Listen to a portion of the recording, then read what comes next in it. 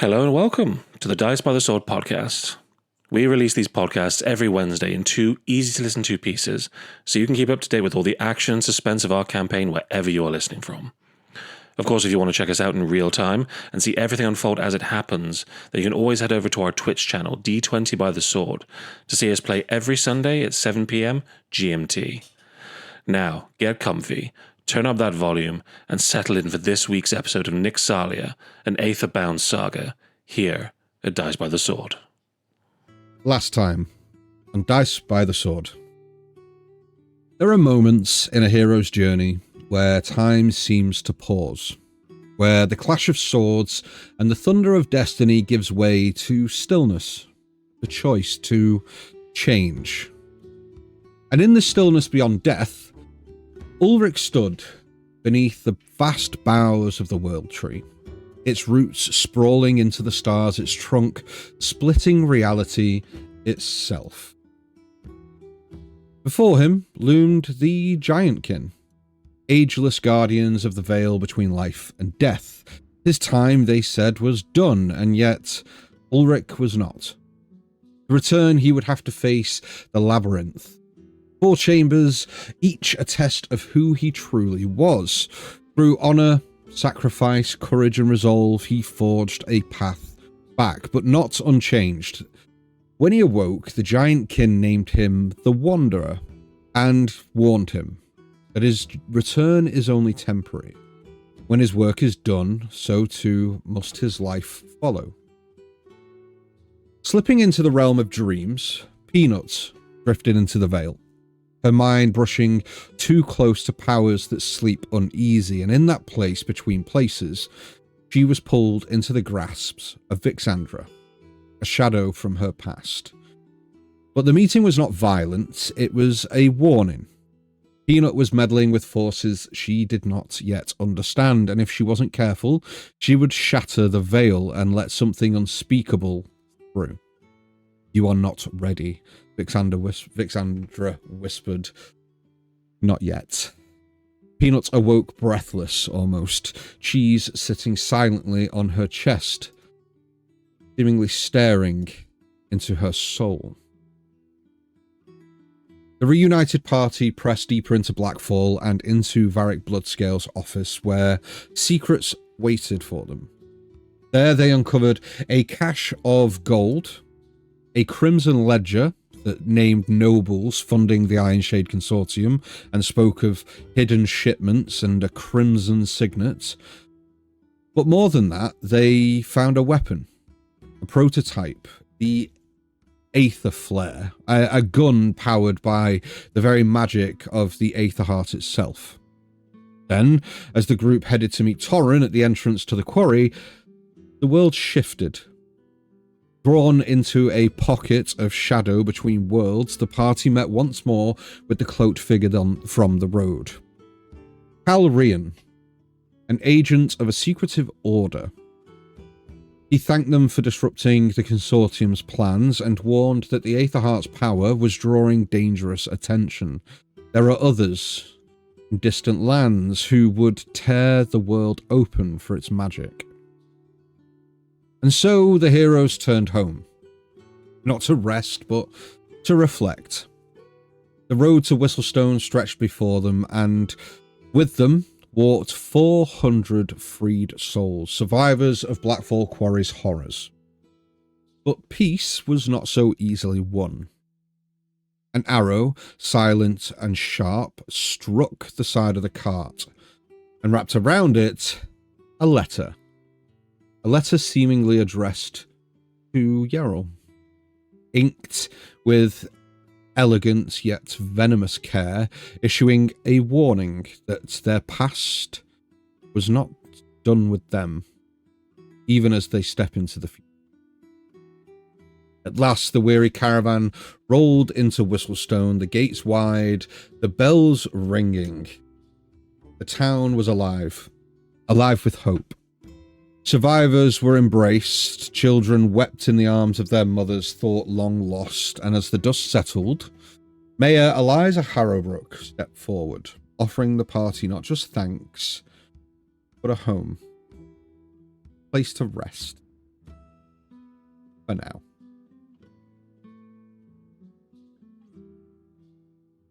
The sun stands high in the sky, casting golden beams across the battered landscape. The wheels of the cart creak softly over the gravel path into Whistlestone. Its familiar stone walls and idle watchtowers wrapped in early spring's quiet thaw. Change is in the air. You draw the cart towards the centre of town, into the town square itself. And as you do, and the procession of survivors follows, you see them. You see people. Hundreds of them. Beginning to line the roads. Farmers, children, elders, a silent crowd at first. The kind of hush that carries reverence or disbelief. Their eyes widen as they begin to recognize faces. Faces among the rescued. A daughter, a husband, a sister long thought dead. And then the first shout erupts. That's them! They made it! Yes! And as that cheer explodes like a wave, dozens of villagers run forward. Some laughing, some weeping, some collapsing to their knees as they clutched loved ones in their arms. Children are lifted, names are screamed, hands outstretched towards you. You've come home. As more than adventurers. You've come home as heroes. Oric, as you take in this sight, a young girl, human girl, about 7, 8 years old, blonde, dirty blonde hair, simple cotton and a tunic on, rushes towards the cart to where you're sat at the back, reaches up, and in her hands you see a necklace of braided straw. She places it over your neck. My mum said that you were strong. Strong as a tree, she said. Oh. Yes. I wouldn't say I'm anything particularly that special, but thank you. I appreciate this. I think you're special. You're my hero. And she begins to race back off to her mum.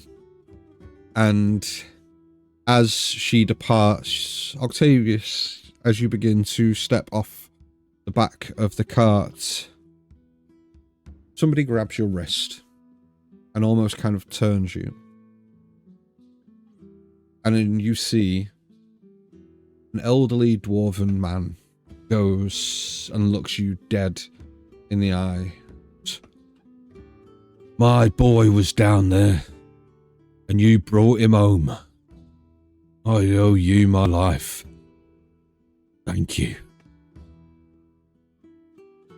It's been a pleasure, an honor to do so. And he pulls his hand away just a little bit.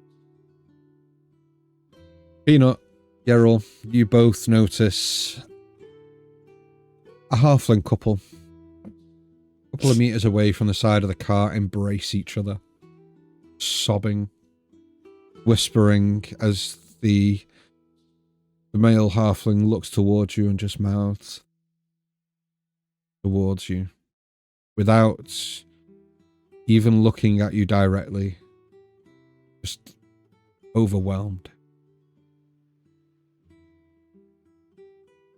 Crowd of people gather, all cheering. You see the mayor stood a few paces away from the carts as to not try to overwhelm you and rush you, but is kind of stood, arms crossed, smile half cocked on her face, waiting.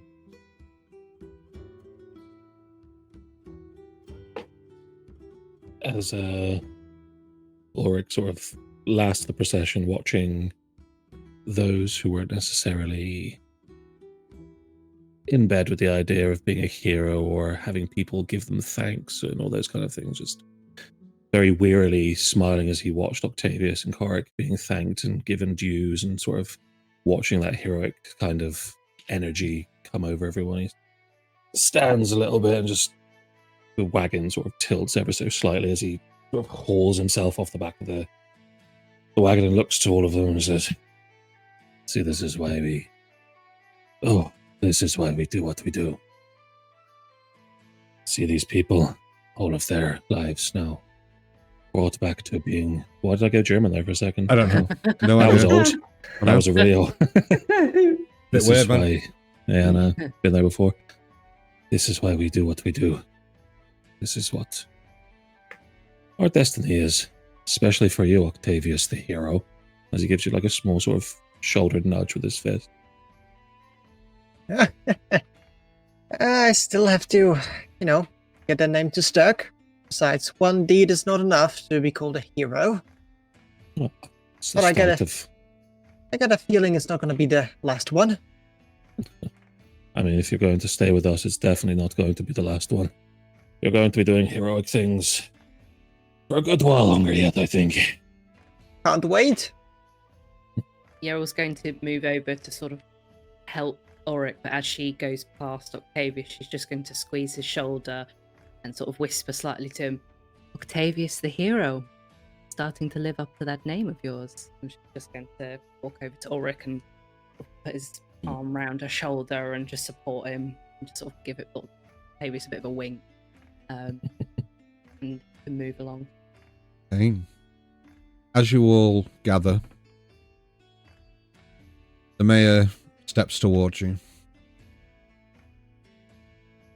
"Well, when I sent you after them, I prayed to the gods that they'd grant you strength. It wasn't strength, though, was it? You came back with hope itself. You've done something that no one else could. You broke the chains of the consortium itself, the chains that were forged around our people, and for that..." And you see she begins to reach into her coat. And she pulls out a small iron key with a blue ribbon tied round it. "You have a home. You have a home here. It's on the edge of town, and it's yours for as long as you need it. Should you ever wish to lay down your swords and spells, you'll always have a hearth here. You belong in Whistlestone, and we'll be glad to have you." You honor us with such kindness. We did what we felt we needed to do, and it is hard, but it was necessary, and we would be happy to lay down the first of our roots here. She kneels down, grabs your hand, Peanut, turns it over and places the key in your hand and kind of like curls your fingers over the key and just goes, "That's for saving them." Thank you. My bad.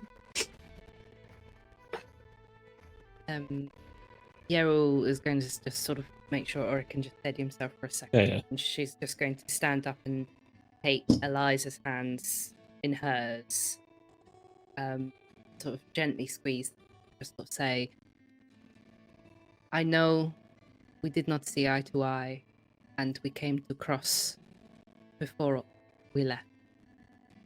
But this is how we rebuild. We set aside our past, and we build a new future.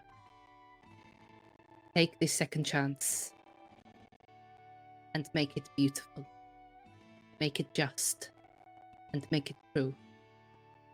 You won't get a second chance again. So make sure you are wise, you are listening to your town, and you're listening to your heart.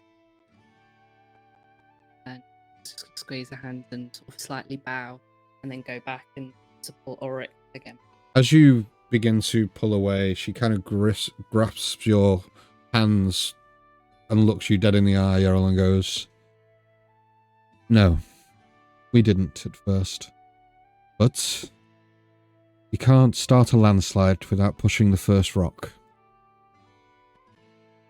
And it was the push I needed. So thank you. You have all reignited the very heart of me. And I will do right by these people. I hope that you stay a while. All of you. Rest, recuperate, but we could also use some more help. Just getting us back onto our feet. But before we go any further, the Game Master Eric and all of the raiders, welcome into Dice by the Sword. Hello. Thank you so Hello, much for the raiders. raid. Hello there. We hope that your session has been wonderful. You are joining us right at the start of ours, so welcome in. There is lots to do. Lots to do here. These people need help. They need... Yeah. They need a lot of help. Anything you can do to help them would be greatly appreciated. But like I said, there is a small house on the edge of town that we've prepared for you. Make use of it. It is yours for however long you need it. At the end of the week, we are planning to celebrate. We are going to celebrate this town, but more importantly, what you have done. It is our way. It is our custom. We need to celebrate after dark and horrible times. To usher in the spring. I definitely support this idea, I think. We definitely need to get the tables into the squares, get the kegs open, get the meat in the... get some long overdue rest before we start to... I will show you all how the Goliaths dance. Is he okay? I died. What? He's fine. Hey, no, It's a long It's a very story. long story. He's just Yeah. very tired. He's been a bit battered and bruised, but he'll be okay. We are looking forward to this merriment. We're honored by joining in this beautiful town and seeing it bloom again, and seeing it come back to what it was. Seeing Whistlestone shine once more. He can't help himself but just saying, like, you didn't want to almost kill her. I know. Can't help it. I know. We're That's past fine. that now. We're past that now. All is forgiven. Forgiveness is a lesson we must all learn along the way. Myself, everybody. But we've learned it now, and it is a just and joyous lesson to learn and to recover from. So, Yeah, what you tell yourself? They wanted Yes. to hurt us? Peanut. I just wanted to ask, is there gonna be any cake? Oh, yes. Very good question. In fact, we have some of the world's best cake. Feels like And- lights out. Same. You know what, Peanut? Ah. I'm going to get them to make one just for you. Can you do one with my face on it? We will certainly cake. try. Or cheese. You could put one with cheese's face if a chicken. You know, I have heard in Vedantia they do make a cake of cheese, I believe. Though it's not actual cheese, they just call it a cheese cake, but it isn't actually No. cheese. No. This is cheese. this is No, our that's chick. a Yeah. chicken. No, yeah, but his name is Cheese. Oh. And you I can see put how this has got Cheese's very face. confusing. Look, Yes. I have We'll leave the quite a bit that I need to details attend Yes, to. of course. If there's anything Sure. that you guys need, by all means, you know where I am. Town is yours. Do as you may. Thank you so much.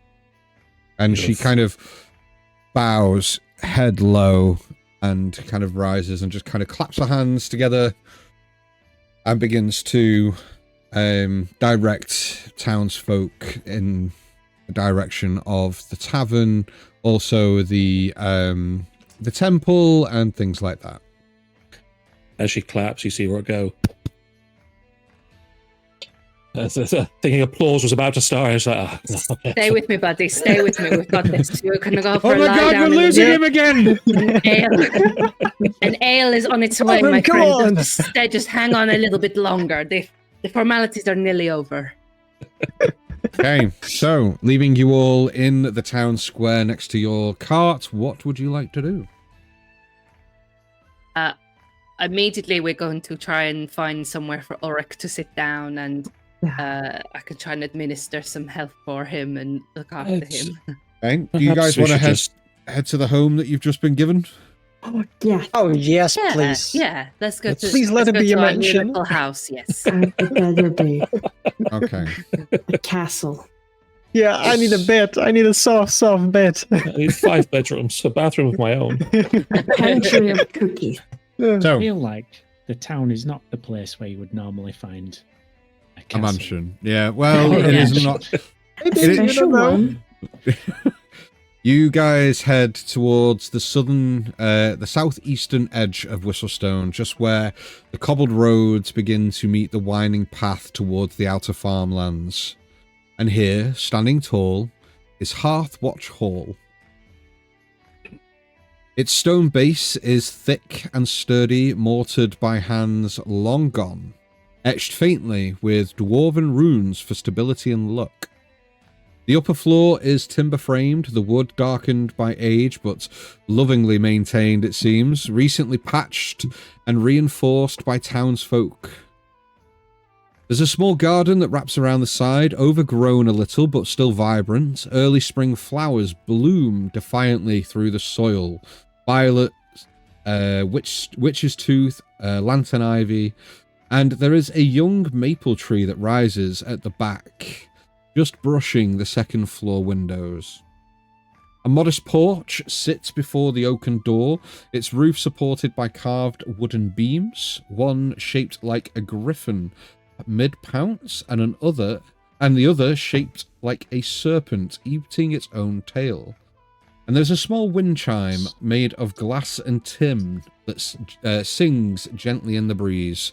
And beneath it, affixed with 4 iron nails, is a bronze plaque that reads Hearthwatch Hall for those who guard the flame of hope. At night, a lantern above the door will slowly glow blue, lit with a flickering everlight crystal. It never dims. Clues in the name. We should take that. Yeah. Yeah, like it's a lamp, dude. Like, man, it's a lamp. Is that for later? You step in, you open the door into warm stillness, like the house itself has been waiting for you. The main room is the hearth room. A large stone hearth dominates the western wall, blackened from years of faithful use, and above it hangs an iron crest of a phoenix rising from flame, like the sigil of the former owner, likely the sigil of its former owner, perhaps. It crackles now with fresh firewood set earlier in anticipation of your arrival. There is a sofa. It's soft but aged, and it sits near the hearth with patched arms. There is a small round table that rests in the center of the room, surrounded by mist-matched wooden chairs. Shelves line the walls, half filled with books, strange wooden carvings, and dusty bottles of ink and resin. And the smell of cedar and parchment lingers in the air. Off to one side is a modest kitchen nook, which contains a sturdy countertop built from dark-stained pine, Cast iron pans and kettles hang from hooks above a small cooker. And there is a larder with cured meats, dried herbs, vegetables that has already been delivered. And on top of that, there is a note that says, "Welcome home, Gilly Thornbrush." Signed by Gilly Thornbrush. Tucked behind a sliding door is a simple washroom with a clawfoot tub, a basin, and a mirror. As you head upstairs, there are 3 bedrooms. A narrow stairway leads to the upper floor where a crooked hallway branches into 3 rooms, 3 bedrooms, and a study. The first bedroom has a wide bed built from a large frame with thick fur blankets and a reinforced window with an iron latch. There are drawers here that contain a few bits of linen and bedding and things like that. Pretty much rudimentary rooms. The second room is painted in soft purple hues, now faded and cracked. The window overlooks the garden.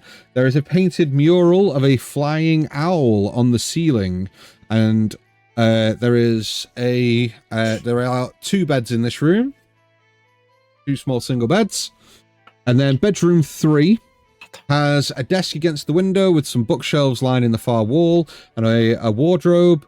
This also has 2 single beds, and yeah, there is also a study at the far end of the room, at the far end of the hallway. The study is a room that's full of possibilities. There are scrolls, there are books, there's a dusty table with quills and inks on it and such. Perfect little room for writing, tinkering, or just brooding, staring out of rain-streaked windows. And there is also, in the hallway, there is a pull-down attic, a latch, so you can, as you pull it down, that reveals a attic stairs that lead up into a small attic that has kind of various little dusty old trunks and boxes, and there's nothing valuable or anything. However, one thing that is up there that isn't valuable but definitely needed, there is a barrel of Whistlestone Reserve cider that seems that is unopened. I found the booze. From the booze. Behind the house is a small shed, reinforced but unlocked, and inside there are gardening tools. There's enough firewood in there to last a good couple of weeks. The garden itself shows signs of being tended in secret, perhaps by passing villagers or townsfolk. And then again, there is a narrow cobbled path that leads from the back door right towards the woodshed, and beside the tree in the back garden there is a bench, a weathered bench that is perfect for sitting out and watching the stars at night. Sorry, that was a lot of monologuing, but that's a very, very long description of your house. That's good. Great. Anyway, not a mansion, but good. Over to you. What do you guys want to do? Going to run to the room. Gyro, be my buddy. Yeah, I was going to take a hand and we're going to run to the purple Go to the room and just bounce on the beds. Okay. Well, they seem busy. I hope you boys don't mind, but I might take the bigger of the 2. 3 beds left. I don't think I could fit into the single small ones particularly. I feel like if you had a bad night, you would die. So yeah, go for it. Again. I had a bad night. What? A bad night, like bad sleep. I no. Well. Touch and go. If I'm completely honest, the single bed's pretty big to be fair. It's true, yes. Yeah. Massive. I suppose it's relative. I suppose that's relative. Coric immediately starts tinkering like steps to get in for both him and Peanut to get in and out of bed. There you go. Well, you guys are home. Rolling step. You guys are home. Do we have a little area for Maisie? That's the most important thing. The shed. Can we make the shed like her little home? Is the garden big enough to just let her live in the garden? Let's say Is it the DM is. not You'll have thought to. about this? You'll Yeah, have I was to. You'll gonna have to say. leave the cart kind of like on the curb outside. The driveway. Oh, God. Yeah. You Just just get a stick and write reserved parking. Yeah, like exactly. in the mud outside. Yeah. That's fine. Just- Heroes only. Maisie's a free. Yeah. Maisie's a free roam pony now. It's fine. Yeah, she's fine. Okay. She knows what's going on. Okay. Just moved in and we've already put a caravan in the back garden. Like we haven't even spent a night here, and you guys are already doing stuff. Yeah. Oh, it's, Yeah, our, that's comfortable. it's our home. This Obvious. is our house. So, We've what do you want to? Just to clarify, you've been given a home for as long as you need it. You haven't had the deeds or the title to the property. No, You've just been given a home for now. Yeah. But since we keep the key, it's technically ours, you know. Yeah. She ain't getting this back. oh my god, you saw through my plot points. There's no such things as rogues in this world. Oh no. Property ownership doesn't exist. Yeah. Like, We've been here for 30 days. We have the rights of a squatter. I am my lawyer. Well, from heroes to nuisances. I know, yeah. Later on in the session, right? You guys have a week of downtime. We spent 30 days indoors. Yeah. Just We claiming our decorate the land. whole room. Like it's a Yeah, decorate. yeah, That's what I yeah. do the whole time is decorate. I'm gonna start a fire in the back garden. Start a fire. I'm gonna build a chicken coop just in Yeah. the back garden. Just No sending homestead. letters daily to Eliza Harrowbrook. This is our fucking town now. Yeah. Do you like dads? More resources. yeah. So you guys are home. What would you be doing this afternoon and evening? I know this sounds like a nerd thing to do, but I want to check the library. I want to know what kind of books there are and scrolls and stuff, and what things were happening. If I can maybe find some information about the previous owners as well. I want to know about the Phoenix. Okay, cool. Yeah. Can you go ahead and roll me an investigation check then, as you spend the afternoon kind of skimming through books and parchments and things in the property? Okay, so I just found that I'm illiterate. That's an actual one. Okay. Yeah. So you spend 3 hours just staring at the crest above the fireplace, just trying to learn as much as you can. Weirdly enough, you get that it is a phoenix. It's a bird. Yeah. Hey guys, I think it's some sort of winged beast. Okay, you go ahead and start reading through parchments and books for the afternoon. What's everybody else doing? Yeril is going to be sort of putting together those sacks of coins, which kind of we're divvying out to say, which are we keeping, which are we giving back to the town, what are we giving back to the town, and who, and things like that, just to sort of organize it. But every now and then, when she doesn't think anyone's really paying attention or everyone else is busy, she's going to be looking out of the front, sort of the curtains, looking out the front window, looking around and inspecting to see if she notices anybody watching. Okay.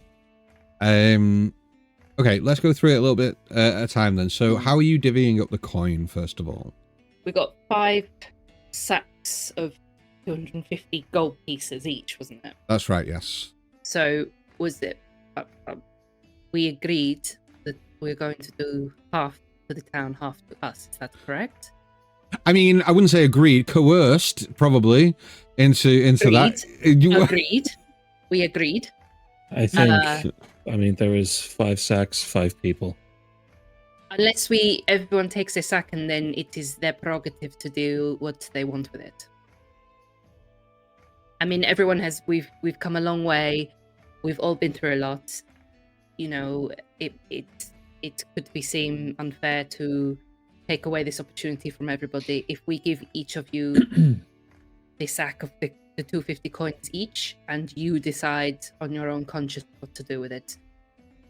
Does that seem fair? Yeah. Finally, something we agree with. Yeah. Yeah, I'm gonna like punch Octopus and be like, yeah,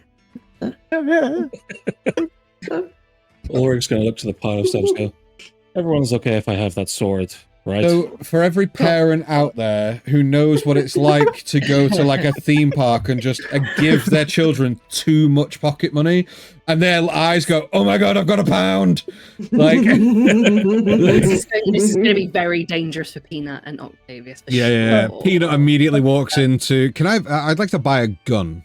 Yeah. That's my whole What plan. kind of weapon are we talking about? She's gonna come out with a town supply of chickens, and it'll be like, Okay, so you can buy all of the sugar in the town. That's what's going to yeah, happen. exactly. I'm gonna have my own bakery. I was gonna say you're just gonna buy a shop. Yeah. Peanut's story comes to an end. Okay, so you can all add 250 gold coins to your inventory. If you had, just obviously make sure if you'd already added coins last week that it was only the coins you split from obviously Octavius's divvying up of Varric's coin purse. So yeah, you can all add 250 gold coins to your inventory and then decide what you want to do with that later. Yarrow, you periodically check out the windows and just you're peering out. Roll me a perception check, please.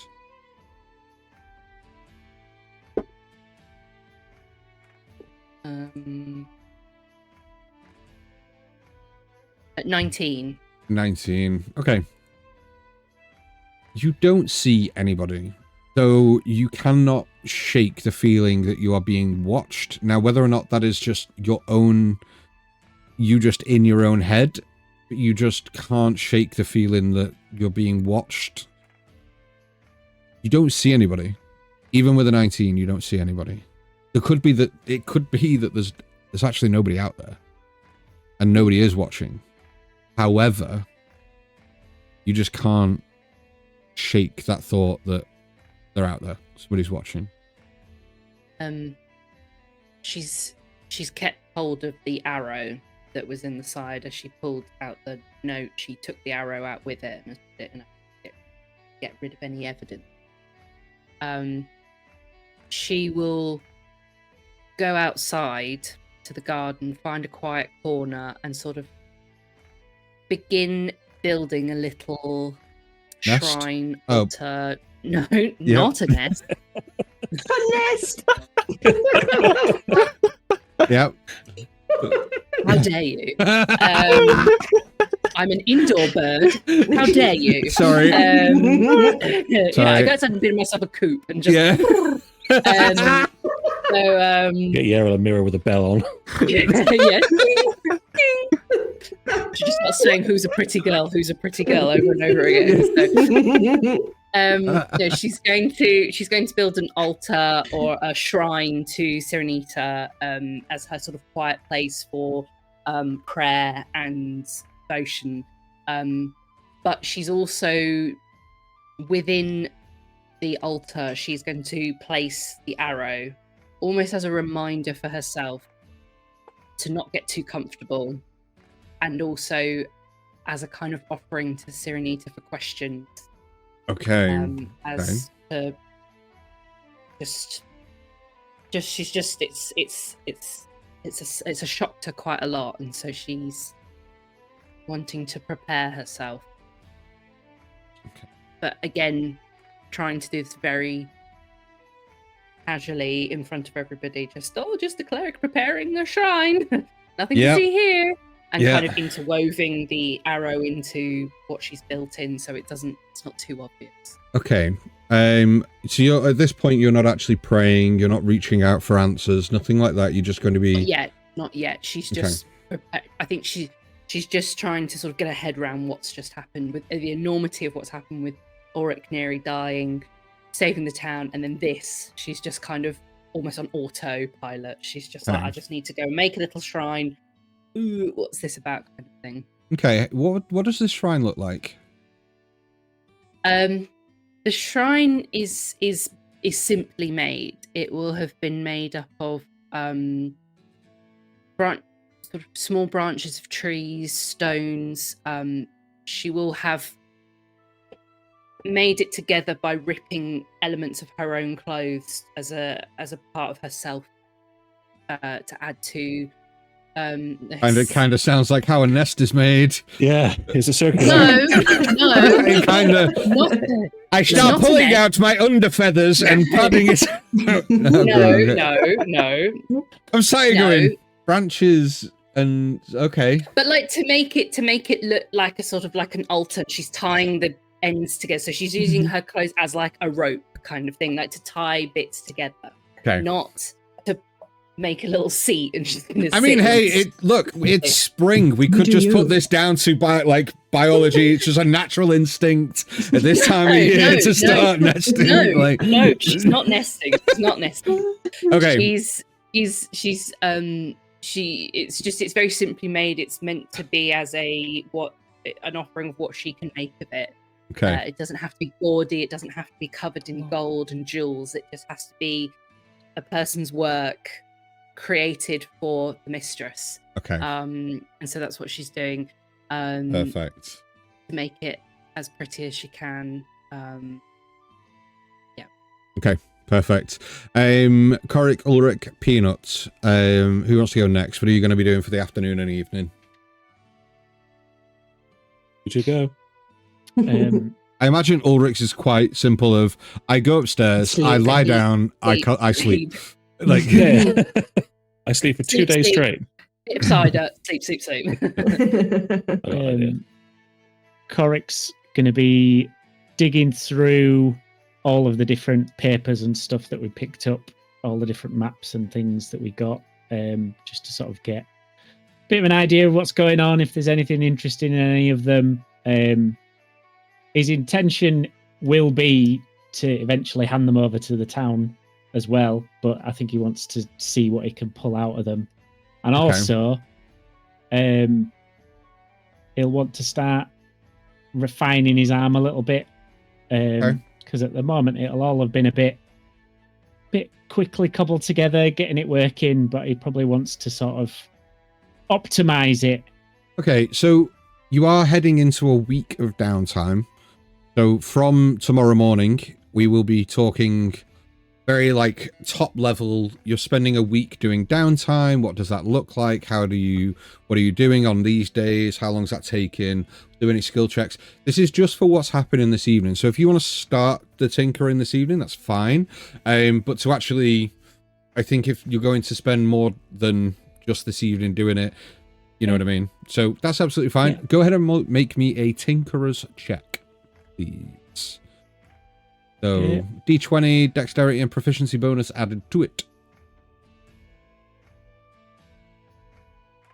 I'm going to use the purple D20. How nice was that? We got raided. Is anybody still here from that raided channel, by the way? Give us a big thumbs up in the chat if you're still here and are enjoying the session so far.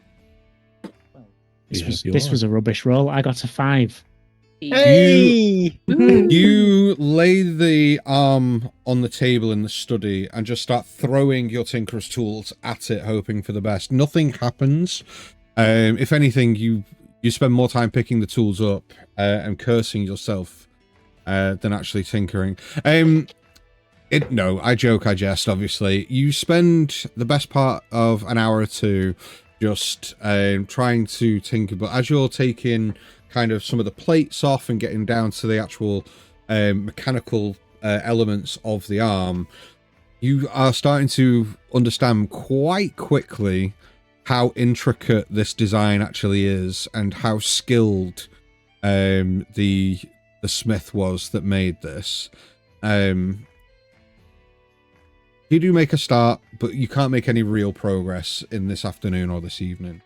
And given that you've kind of come to this realization, you think, okay, well, this is going to take me the best part of a good couple of days to do this. I'm just going to spend the evening in front of the fire going through all the paperwork. So go ahead and roll me just a general intelligence check, please. Yep, I'm going to try a different dice. Because that purple dice can go fuck itself. Dice Geo. Don't have one of those. I need to get one of those. I did have somebody offer to 3D print me a cook chair. Yeah. Which is potentially something I could get for the dice. For the Yeah. Yeah. Sure. We all know about the meme, right? We all know about the meme. Just a quick and important question that's been asked in chat. Joe, is that a new merch, or are we teasing new merch with your t-shirt that you're wearing? Oh. I mean, if you want it, Maybe. we can make it into a thing if people want cheese. I don't know if you can see it properly. What does the writing say? It says dice by the sword. Oh, cool. That would make sense, yeah. The lighting's kind of shitty here, but it has jelly beans and it has cheese Hell yeah. that we could put on. Yeah, if you guys want merch and that's a design that you like, we can do that. Let us know in chat. What did you get, Korik? Did you say intelligence? Just a general intelligence check, yeah. Well, I got a 20 on that dice, and that's 23. 23. Okay. I will come back to you with the information that you can kind of start to piece together. Scramble M says, oh my god, I need it, I'll buy it. Interesting. Cool. There we go. We'll get that up. That's the next piece of merch. Easy. Thank you. Cool. Anything else from you, Korik? No, not for this evening. Perfect. Okay, Peanut Ulrich, who wants to go next? I've been behind Gerald this whole time. Just watching her make a nest. I'm literally just sitting behind her, like legs crossed, like with cheese. But in the process, I've like ripped some of the curtains and like took bits of things and like planks of wood and tried to like attempt to build a little bed for cheese. Okay. Just behind Gerald this whole time. Have you got proficiency in Tinker's tools or Maker's tools or anything like that? Nah. Make me a dexterity check, please. Okay. We'll put her hand on Peanut's shoulder and cast guidance and say, "You got this. I know you can do this. You're doing such a good job." Thanks. Dexterity, you said? Yes, please. It's an 18. Is that with your guidance? Oh no, guidance is a +4, right? D4, yeah. That's right. 24. 20. How can it be? You got 18 and you rolled a 19, D4. 20, 22. I can't count. I have to count with my hands. Roll a D4. 24. Even my brain went no. 24. Like, okay, I didn't do math much. Okay. 22. Jesus, dude, you work in a bank. I know. I manage one. How wild is that? What is that? Crazy. Raised interest rates anywhere. If your boss watches this, you are going in for a review. Okay, with that, what does this bed look like? Shit, it's horrific. Fuck me. It's like the ugliest thing you have ever seen. She has literally went around like the house, like trying to like tear apart like bits of fabric, went in and like tore little bits of like bedding, like pull like Ulrich's sock off, and like is trying to like make a little like a mini hammock inside this wooden frame for Cheese to sit on. And she's just been like doing this behind Yarrow while she does her creepy shrine. And then when like Yarrow turns around, I'm just sitting there like a little kid in the garden, like making arts and crafts. I'm like, yeah. No, don't eat the glue. Don't eat the glue. Yeah, no, get that out your mouth. Get that out your mouth. Sort of like she's just trying to do a shrine, and every now and then just looking over her shoulder, like she's not. I just keep showing it like a proud child. I'm like, doing Mom, a great look. job. No, it's very good. Oh, Peanut, that's gorgeous. Thank you. Cheese is a lucky little chick. I sit Cheese in it, and it's like a little hammock that I've made him, and I just start like flicking it, like and letting him like and swing on it. Every time you sit Cheese on the hammock, it just kind of steps off it and sits down in the box. And you like pick it up and put it back on the hammock, made of Ulrich's sock, and it just kind of like looks down, looks up at you, and then just hops off it again. Cheese, come on, man. This is meant to be a bed for you. I went through so much effort to doing this. Okay, you have to sleep in a bed. You can't sleep in my pocket this whole time. It reluctantly puts like one foot back on the hammock and just kind of rocks it with one foot. Kids having kids is terrible. So, Ulrich, what are you going to be doing during your evening and afternoon? Sockless. I mean, yeah, so Ulrich would have come in and sort of, after the exploration and everyone sort of gone off to do their own thing, he would have just sat on the sofa for a little bit, like thrown his hammer and his spear and his shield against the table or something, and just, for a small amount of time, just breathed out and just taken in the fact that there's a home around him again. He's in a place, sort of clenches his hand a little bit and still feels the sting of holding a weapon as hard as he did, and the sort of the feelings of battle. And then Peanut runs by and like tears a bit of fabric off of something while he was on the surface, like, oh, sure, you could, oh, okay. And then as you look towards the fabric, you kick your feet up onto the sofa and look down and just see one sock's missing, and you're like, fuck. Oh, that's not good. Oh well. Never mind. I didn't need it, did I? I have the one pair. Anyway, and then Korik sort of walks in and puts everything in front of him, and as he sort of watches him work, he's like, well, I should do something probably. And going to the kitchen, he's going to open the larder and just start looking through everything and get like bread, dried meats, sausages, cheese, whatever fruit there is. And just place it on the table with the keg, and then just start getting cups up. And she's like, I don't know if about any of you, but I'm going to sit and enjoy a meal, I think, in this new home. I've put out stuff. Charcuterie. I heard that word somewhere, not too... I cannot say it, but it means dried meat and cheese on wood, right? Yes. Yeah, charcuterie cheese. Charcuterie, yeah. That was fucking mint, Dan. That was class. Yes. That properly tickled me. Thank you. I needed that. I really needed that. That was great. Part of my soul just ignited. That was fucking funny. Charcuterie. That was great. Charcuterie. Charcuterie. And as he places sort of cider mugs around, he's going to just sit and take in his friends and take in the moment and just sort of breathe deep the happiness he feels. And very quickly, his eye is just going to look towards the sword of Varric as it sort of rests against the wall, and he just looks to it and just, well, you may have taken me down, but now you are going to serve me well. We're going to find a lot together. And he's just going to start pulling stuff together and eating and waiting for people to join him. Cool. While you do that, I'm going to speak to you just directly, Dan. The rest of you are going to be able to hear me speak, but you're not going to be able to... in fact, you're not going to be able to hear what Dan's... You'll hear Dan, but you won't hear me. So can you just bear with me just a moment? Dan. Yes.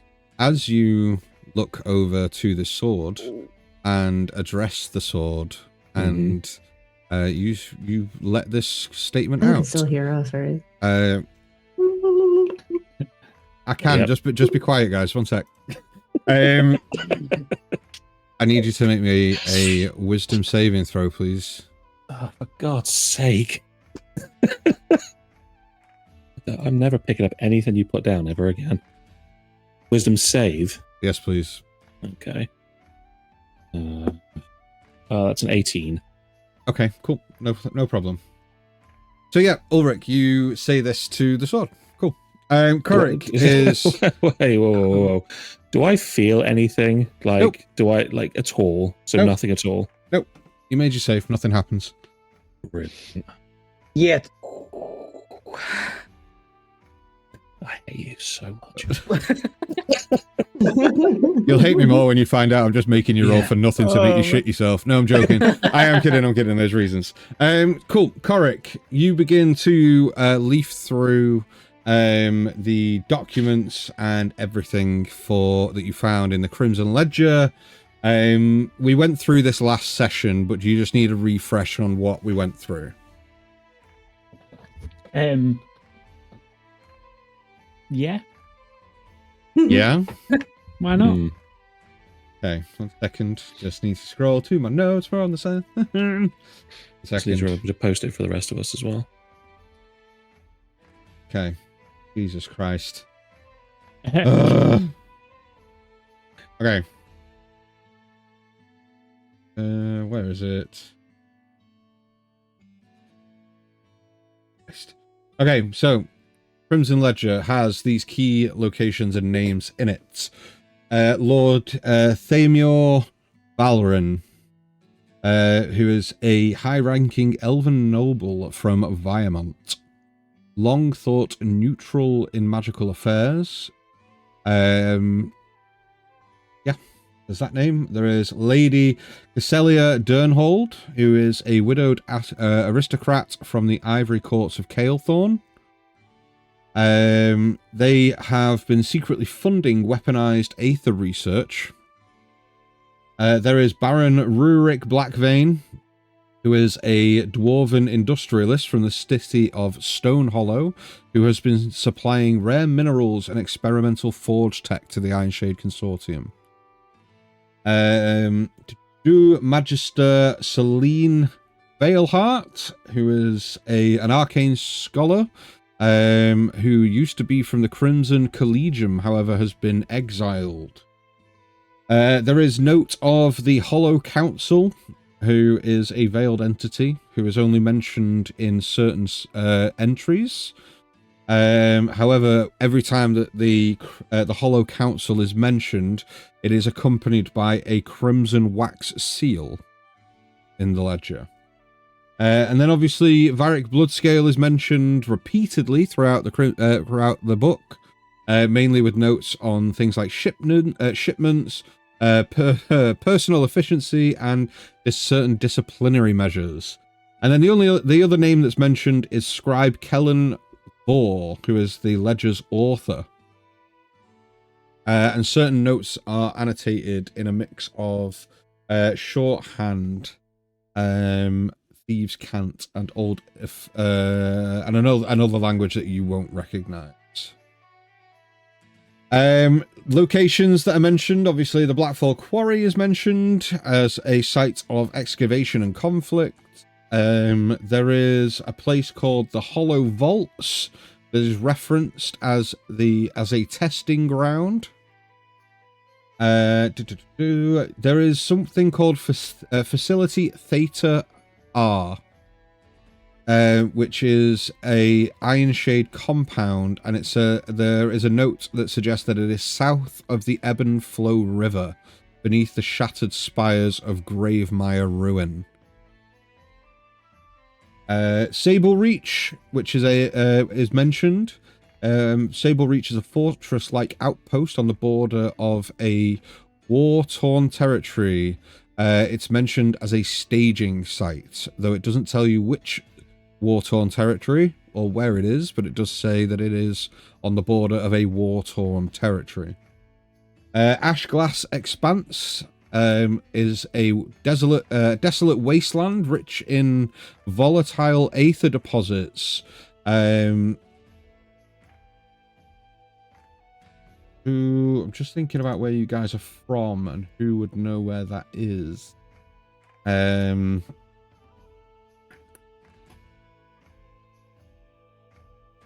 Anyway, it's in Blightfall. For those, I don't think anybody is from there, but it is in Blightfall. There is mention of the Silver Shade Manor, which is a ruined estate, which is now operating as a cover location for meetings. There is another place called Project Gloamspire. The code name, it is a code name mentioned throughout the ledger, though it doesn't give much. It gives no location. However, it does have coordinates written in code. And then there is mention of Viamont, which is the capital of the capital of Duskwind.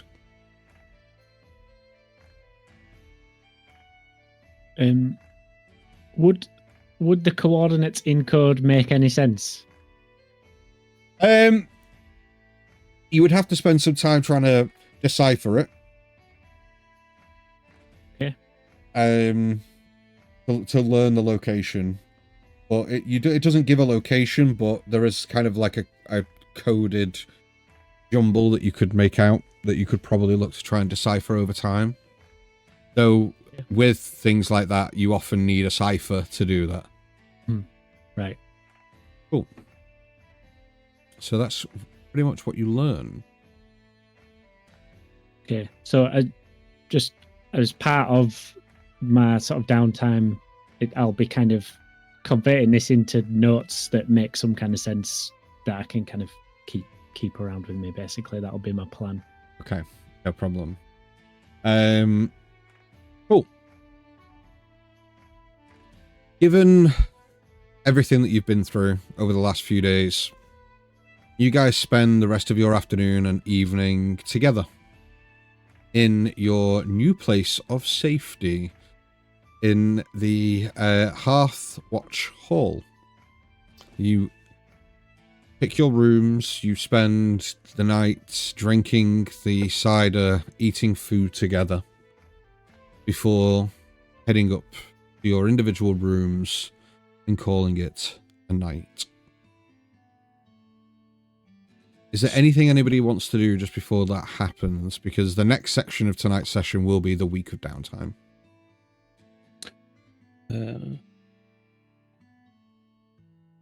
Yeah.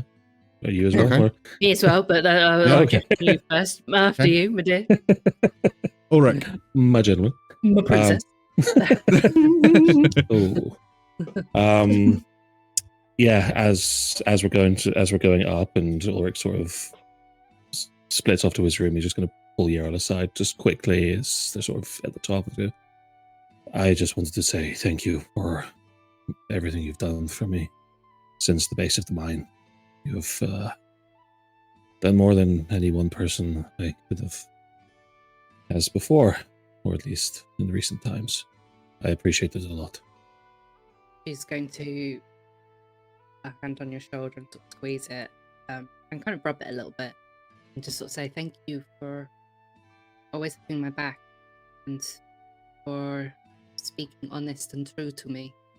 There are times where I've been clouded and I have been quick to judge, but you have always given me the grace to temper my anger or my judgment and to make me see clearly. It is a rarity to find that in some. I'm grateful for that. I'm grateful for your help now and ongoing. I will always have your back, and I will always be here to give you anything you need along this journey. It is my duty and my honor to serve all of you. So, don't worry. And look, I am learning my fire and perhaps learning my rage, but I take your counsel and what you do and how you know how to cut to the core of a person very quickly and cut out all of the meaningless words that a lot of people try to bandy around. We're going to need that. So I have to protect you. I don't think we're getting very far without you. Well, to protect you too. And I'll always have your back. You have a kind heart. And you have an honest soul. And you see things that aren't always clear to other people. And your counsel is very much important to me. And I hope can temper our flames together. I think so. I think we will be able to turn them into something truly fierce, something that will change this world. So, don't worry. And yes, let's look to the sky together. Sure. And I'm going to just, and as he turns to go to his door, he kind of looks a little sheepish and just sort of turns and goes, doesn't look too bad, does it? Oh, it looks very, very good on you. Okay. Very strong look on you. I just don't want to look lie. Mom and Dad. La la la la la la. Get a room. Got a room. I thought they'd gone to sleep. We can still. The brandy in the milk just wasn't strong enough. The walls are very thin. She's going to, as she's sort of turned, she's just going to come a little bit closer to him, and she's going to put her hand on his cheek and just sort of like just caress his cheek gently and just say, it is another story to tell, and it is a mark of your journey. You should not hide away from it. You should embrace it. It is a strong start. I like that. It is the start of what I will be until it ends with all of you. Well, I won't keep you up for much longer, so sleep well. Yes, sleep well. Good night. And as he goes to the door, you hear the door creak slightly and then just boom. Yeah. Like the bed Bed groans breaks. under the weight. It's just like, Yeah, absolutely. Okay, and then what are you doing then, Yerl? She's going to make sure everyone's gone to bed or has gone into their rooms. She's going to quietly make her way outside to her little shrine that she's made. And she's going to pray to her mistress. And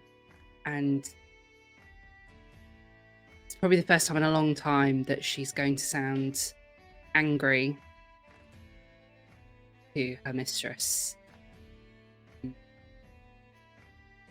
She's going to say, my mistress, why have you done this to me? Why have you led me down the path to find peace?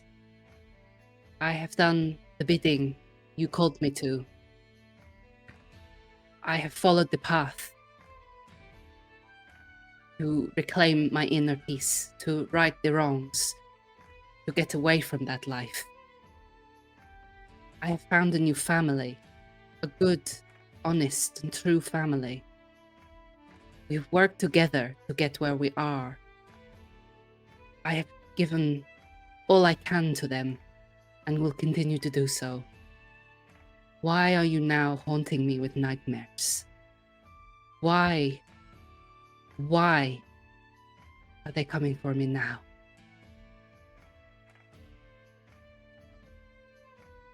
And she's going to pull out her necklace again. And I'd like to roll me a religion check as well while you do this. this. She's going to look at it very, very strongly. intense gaze. Yeah. Looking at it menacingly.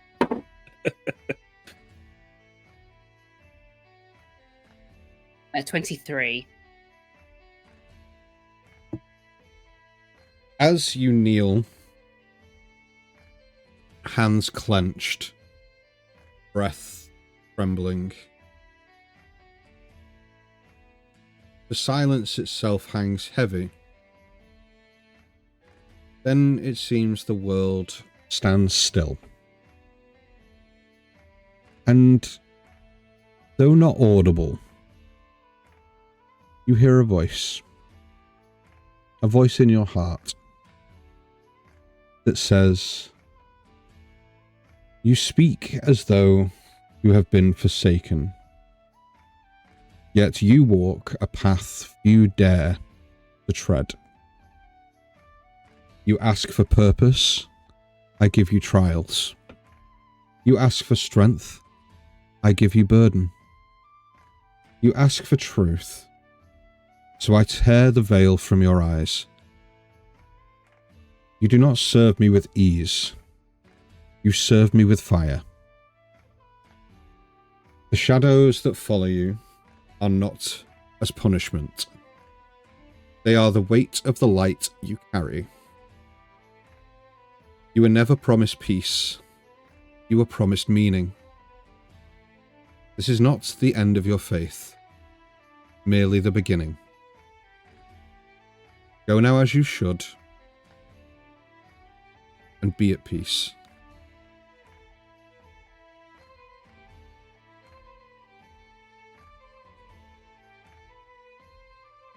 I still have lessons to learn. And I thank you for your guidance I thank you for your continued faith in me. I will not let you down. But please, protect Octavius. Protect Korik. Protect Peanut and Cheese. Mistress, protect Korik. They are important to me. They are my future now. I wish nothing to ever come to harm for them, or my soul be forfeit. And she's going to look at her necklace. She's going to kiss it, and then she's going to go back into the house and go to her bed. Okay. As you walk past, you don't see, but Peanut has been outside the whole time, watching you. But just for clarity, as you were praying, Joe messaged me privately and said, can Peanut sneak out and hide just to watch what Yeryl's doing? It's like when your mum leaves the room, like after she's put you to bed, and you're like, no, I'm not sleeping yet. And then she she was like, no, I can't sleep without you in the room.